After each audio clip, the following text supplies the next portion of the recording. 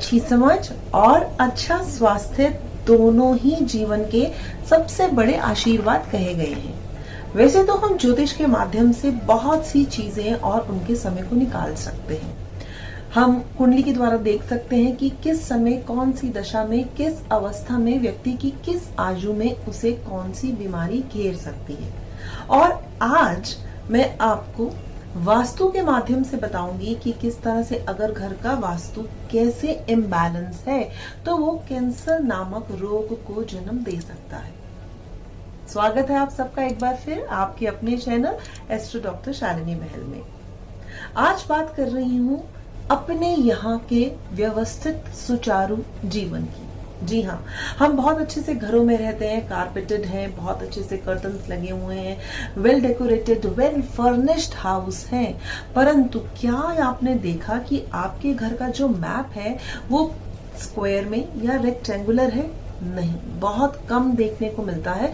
Builder के द्वारा बने हुए जितने भी सो कॉल्ड हाई जो ऊंची इमारतें हैं, बिल्डिंग्स बनी हुई हैं, हाई बिल्डिंग्स हैं, उसमें कहीं ना कहीं कोना कटा हुआ होता है या वो इर्रेगुलर शेप होती हैं। किसी जगह वो ज्यादा ऊंचा होता है, कहीं वो नीचा होता है। It means totally imbalance of directions. अगर डायरेक्शंस इम्बैलेंस है तो एनर्जीज पॉजिटिव और नेगेटिव दोनों ही इम्बैलेंस होगी। और वो एनर्जीज कहाँ अटैक करती हैं? व्यक्ति के ऊपर, वो व्यक्ति जो वहां रहता है। और खुदा न खास्ता अगर किसी व्यक्ति की कुंडली उस समय उसकी दशा और महादशा बहुत ही खराब जूझ रही है तो वो व्यक्ति को सबसे अधिक वास्तु दोष पीड़ित करेगा और वो किसी न किसी तरह से डिजीजेस के ग्रैब में आ जाएगा। तो चलिए बताते हैं कि कैसे और कहां पर उस अव्यवस्थित नियम को देखें अपने वास्तु में, अपने घर के, जिससे कि हम आपको सतर्क कर सकें कि आप उसे बैलेंस करें, ठीक करें और कैंसर नामक रोगों से खुद को बचाएं। इसके लिए सबसे पहले हम देखते हैं ईशान कोण। कहीं ईशान कोण कटा तो नहीं हुआ, दबा तो नहीं हुआ, या ईशान कोण एलिवेटेड तो नहीं है, मीन्स भारी तो नहीं है। ईशान कोण में सबसे ज्यादा कहीं गंदगी तो नहीं है। वो ईशान कोण हमें सबसे ज्यादा अलर्ट करता है कैंसर की डिजीज को खोजने में, और उसके साथ साथ नॉर्थ डायरेक्शन भी। हम अब देखते हैं कि कौन से शरीर के हिस्से में, because cancer they are of various types, तो शरीर के कौन से हिस्से में कैंसर को हम किस तरह से अपने घर के वास्तु दोष से देखे जानते हैं। सबसे पहले चेक करेंगे हम घर का नॉर्थ ईस्ट कोना अर्थात ईशान कोण। ईशान कोण जो हमारा गले के साथ रिलेट करते हैं, हम उसको मस्तिष्क के साथ रिलेट करते हैं। अगर वो कहीं से भी कटा हुआ है, गोलाकार शेप में है, या वो भारी है या ऊंचा है, दब गया है, वहां बहुत ज्यादा क्लटर है, तो वहां पर ऐसा होने से घर के व्यक्ति को गले का कैंसर होने की संभावना बढ़ जाती है। साथ ही साथ अगर हम नॉर्थ वेस्ट, साउथ वेस्ट और साउथ ईस्ट कॉर्नर को इम्बैलेंस पाते हैं। अब कैसे इम्बैलेंस पाते हैं? यानी कि अगर इन तीनों जोन्स में हमारा अंडर वाटर टैंक्स हैं, तो स्त्रियों को, जो घर की लेडीज हैं, उन्हें यूट्रस यानी कि गर्भाशय से रिलेटेड प्रॉब्लम आती है।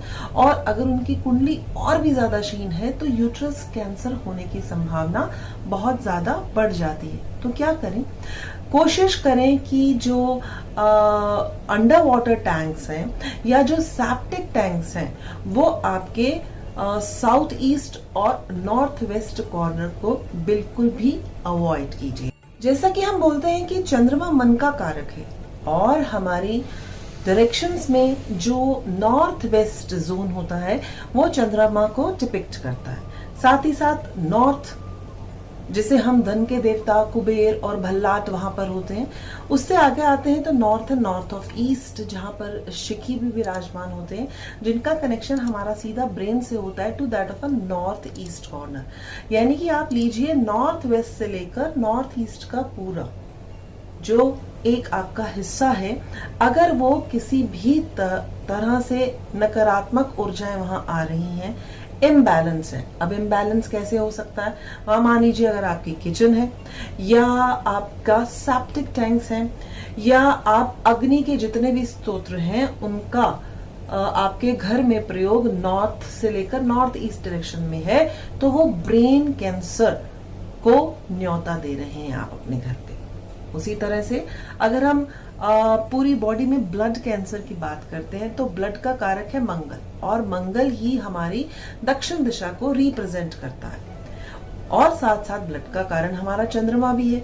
चंद्रमा में हमने पहले ही लिया था नॉर्थ वेस्ट जोन, और अगर मैं मंगल को लेती हूं तो हम उसे साउथ ईस्ट से लेकर साउथ तक को मंगल पूरा डिपिक्ट करता है इस जोन को।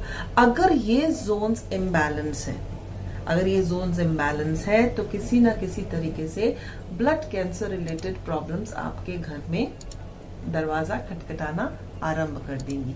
तो आपको किस तरह से इन सभी चीजों को बैलेंस करना है, मैं आपको डरा नहीं रही, मैं आपको सचेत कर रही हूँ कि इस तरह से अगर आपके घर में कुछ इम्बैलेंस है तो उन्हें आप शीघ्र ही सही कराएं, ताकि जितनी भी नकारात्मक ऊर्जाएं हैं वो आपके शरीर के किसी भी हिस्से पर अटैक ना कर पाए।